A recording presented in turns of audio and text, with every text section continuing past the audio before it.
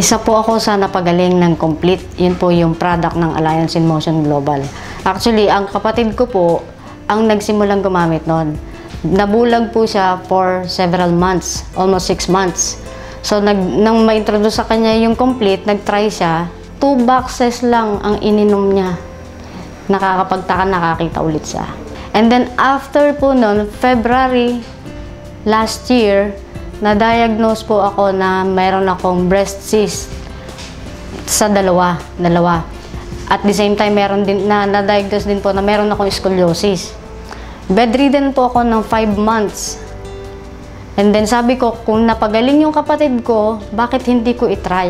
Nag-decide po ako na mag-take ng Complete kasi talagang sobrang hirap na. Pakiramdam ko mamamatay na ako kasi parang may nakadagan sa dibdib ko. Every time paghihiga ako, so tuwing matutulog ako, nakaupo lang ako. Nakasandal lang ako sa sofa. Hindi na ako makakain, nahihilo ako. Yung tuhod ko parang wala na, hindi ko kaya tumayo. Nang ma-diagnose po nila ako, sinabihan nila ako na magpa-opera para matanggal yung cyst. Takot po ako sa turok. So sabi ko, didiretso ko. Uminom po ako ng 3 capsules every 4 hours.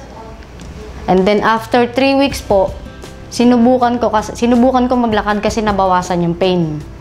So hinahapo ako that time. After 3 weeks po, naglakad ako, nakaabot ako ng 3 blocks away from home. Pagkaraan po, after 5 weeks, nagsimula akong magbike.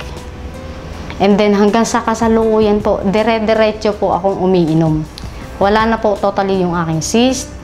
Hindi ko po alam kung paano natunaw yun, pero nawala po lahat ng pain.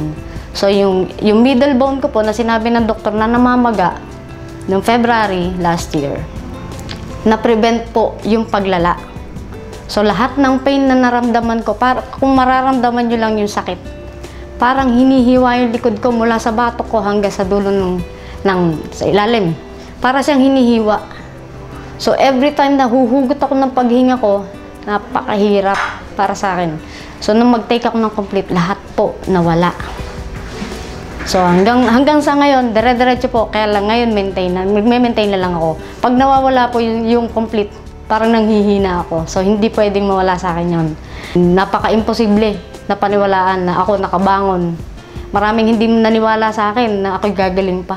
Salamat kay Lord na naging instrumento niya ang Alliance in Motion para makapagpagaling ng mga may sakit tulad ko.